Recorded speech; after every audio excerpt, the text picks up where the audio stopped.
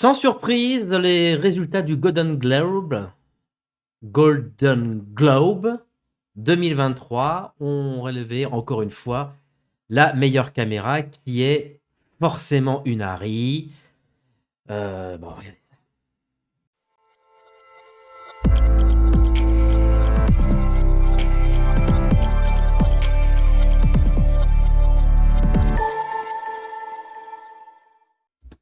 Bon, ça vient de tomber, mais bon, c'est sans surprise, c'est même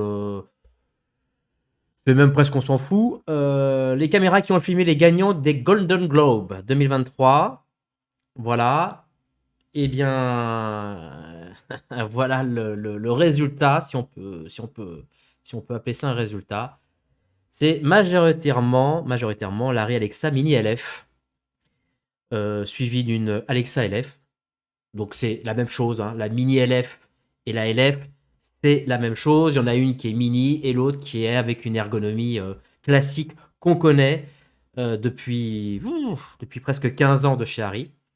L'Alexa 65, caméra hors format qui forcément fait une résolution en 6K avec un capteur 65 mm.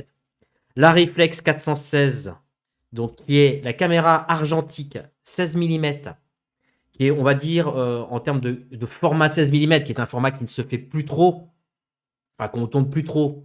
Mais voilà, il y a eu pas mal de décennies où on l'a tourné beaucoup en Super 16, notamment pour faire des téléfilms, ou des longs métrages à petit budget qu'on gonflait après en 35 mm. Bref, la Reflex 416 est la caméra la plus aboutie, la plus moderne, voilà, le dernier modèle de chez Arri en termes de Super 16. Voilà. Et enfin, la Panavision XL2, qui est forcément la caméra qu'on connaît, enfin qu'on connaît, plus trop pour nous parce qu'on tourne de moins en moins avec, mais les Américains qui tournent beaucoup quand même avec cette caméra pour faire du 35 mm.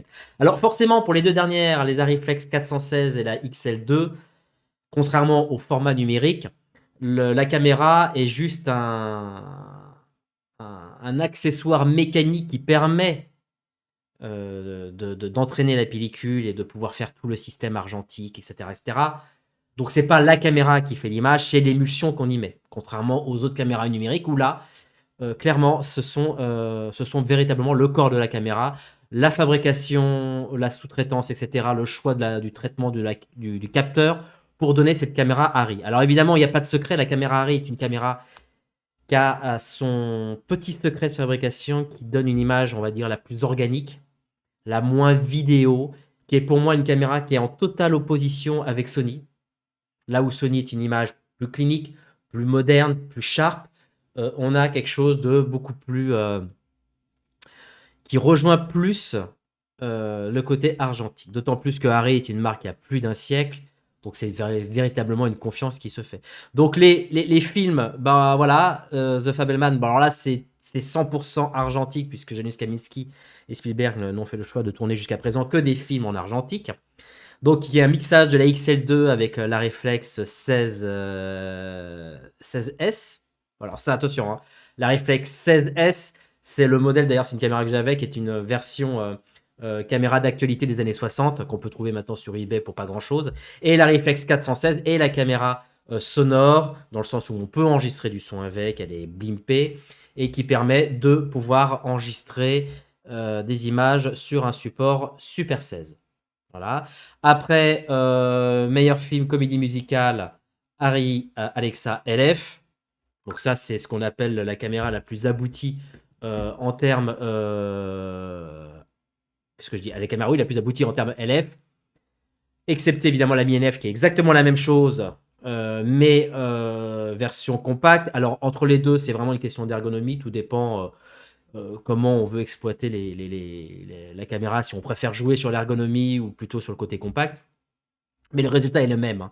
L'image est exactement la même. Après, il y a le mixage Alexa 65 à Alexa Mini LF qui peut se faire, sachant que les deux n'ont pas les mêmes résolutions. Et enfin, les Mini LF qui sont ici, qui rentrent en jeu. Mais c'est pas étonnant parce que la Mini LF, si on regarde les films qui ont été tournés, on peut dire il y a 2 ans, reprennent la dernière version de Arri, sachant que je pense que d'ici 1 an et 2 ans, dans les résultats, on sera plus sur l'Alexa 35.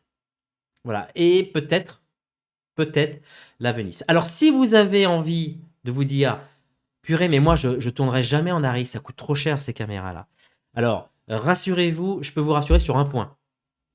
Sur un point, c'est lorsque vous regardez sur eBay, vous avez des caméras, alors pas celle-ci parce qu'évidemment elle est beaucoup trop chère, mais par exemple celle-ci, qui sont des caméras qui se font de moins de 10 000 euros, qui sont des Alexa classiques. Alors vous enregistrez uniquement maximum en 2K et un Apple ProRes 444.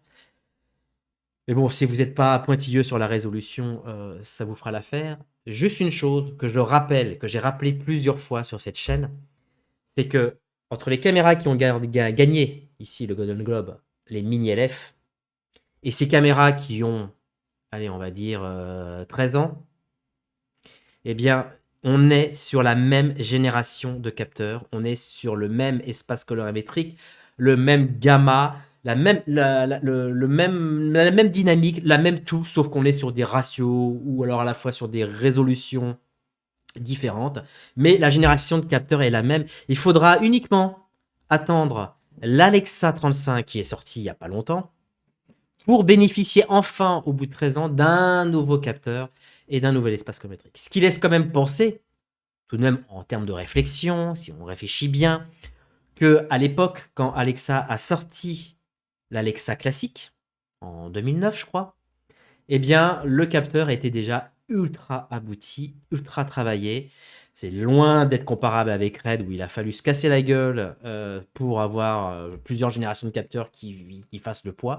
Bref, Alexa a fait tellement un capteur tellement extraordinaire et tellement...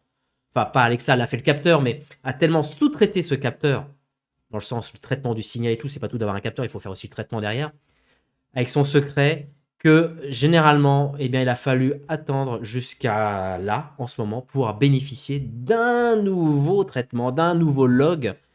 Bref, ce sont des caméras qui sont vieilles, qui ont plusieurs heures, qui sont pas chères, mais elles ont encore la même image qu'on peut présenter dans les films. Voilà. Je vous dis ça pour ceux qui s'intéressent à faire de la fiction, pour clairement se rapprocher un peu de cette image qui est totalement incomparable. Voilà, c'était tout. C'est pour le petit Golden Globe, la petite pastille pour dire que bon voilà, hein, Harry est bien sur la bonne croisière. Il continue tout droit. À savoir si dans un an ou deux ils vont le dépasser par Red, mais j'y pense pas, j'y crois pas. Franchement, j'y crois jamais. Non, je pense pas. J'ai fait une croix dessus, mais peut-être par la Venise 2, qui sait. On verra ce que ça donnera par la suite. Merci. Pensez à vous abonner sur la chaîne si ce n'est pas le cas. Si vous en voulez en savoir plus, il y a la source dans la description, pas la peine de me la demander dans les commentaires, c'est tout le temps dans la description. Et si vous avez envie d'en avoir et d'en savoir un peu plus sur le métier de chef-op, n'oubliez pas de cliquer sur le petit bouton rejoindre en bas pour rejoindre la communauté Misiflix. Je vous dis à très vite, merci et ciao.